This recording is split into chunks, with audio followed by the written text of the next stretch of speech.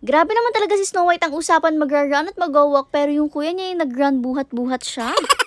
Tingnan nyo nga ito nakuhanan namin, talaga naman sinapak ni Athena ang kanyang mama Malia. Loko talaga, diba? Di na nga nagalit si Malia kasi alam niyang anak niya yan. At ngayon naman palabas na naman si Hercules, alam nyo na yan at ang kasama naman niya ay dalawang makukulit. Una ay ito nga si Chanel at ayan nilalagyan na siya ni Ate Shaminia ng tali. Medyo nahirapan din talaga magtali sa kanya. At si Snow White na ayaw din naman magpatali. O diba, gusto mo yun, hindi pa lumalabas, hirap na sa kanila. Syempre as expected, paglabas kanya-kanya ng kalokohan ng mga yan. Pero very good naman talagang leader si Hercules kasi nung tumakbo nga siya talaga nagsunudan na sa kanya lahat. Medyo napahuli nga lang talaga itong si Chanel pero ang bilis niyang tumakbo, hila-hila niya nga yung kuya niya. And in fairness, very good kasi nga sumusunod siya kung nasaan si Hercules at saka si Snow White. Ang galing diba, hindi sila nakakapag-exercise pat itong matataba nilang kuya.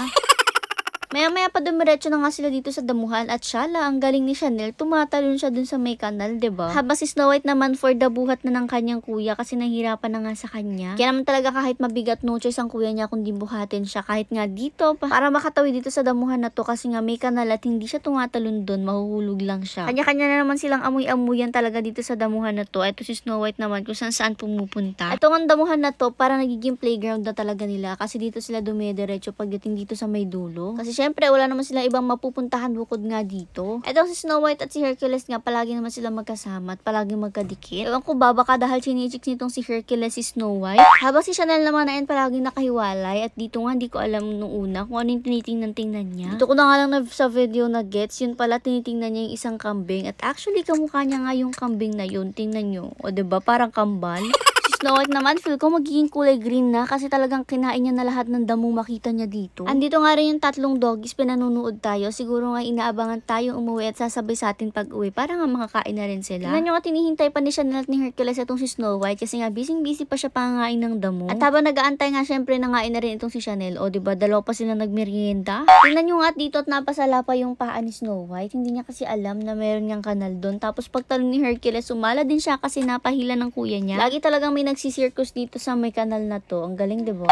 Maya pa nga itong si Chanel ay naghihila-hila na siya palikod kasi parang nabulunan yata siya sa kinakain niyang damo. Kaya naman ay napahiga nga muna siya habang itong si Snow White binuhat na naman ng kuya niya kasi nga tatawid na naman dito sa kanal. Pero tingnan si Chanel, talagang tumatalon nga siya. O diba? Daig na daig ang Snow White natin. Yun nga lang talagang medyo maiksi ang pagtatakbo moments nila. Yung pag-running kasi nga talagang napakabigat din nilang lahat. Kaya naman nung pauwi, ayan, pinatakbo-takbo na nga uli sila para naman mapagod sila pag uwi. At ayan, for the run na nga sila, pati ang kanilang mga kuya. Yun nga lang itong si Snow White, talagang hindi maganda yung ginawa niya kasi bigla siyang tumigil. Siyempre, delikado yung ganun na bigla siyang tumigil. Baka mamaya mag-domino effect sila, lahat sila tumba. Buti na lang at nakita agad ni Kuya Jomar na bigla siyang tumigil, kaya naman napatigil din talaga siya. Yun pala, pupuntahan niya itong doggy na to dito. Pero pinadiretso na rin nga ni Kuya Jomar siya pa uwi kasi hindi naman niya pwedeng lapitan yun. Siyempre, nagsipasukan na rin naman sila kasi napagod na din naman sila doon. At pag uwi nga, ito na, dinner time. At siyempre, meron na naman silang masarap na treat para sa kanilang dinner. Nilagyan naman ni mama ng saging ang pagkain nila. Pero this time, take a few slices nga lang. Ginawa lang niya yun as topper para naman medyo masarap talaga ang kain nila for today. At syempre, aware nga sila na may kakainin silang masarap. Kaya ayan, sobrang excited na naman po nila. Opo. At inumpisa na nga pong pagbibigay dito pa lang sa mga baby. Grabe, para mga halimaw na talaga. Ewan ko ba, pero sa lahat talaga ng mga fruits or veggies na binibigay natin sa pack members, ito talagang saging yung pinaka-favorite nila. Hindi man lahat sila ay kumakain itong saging, pero most of them or majority of them ay talagang favorite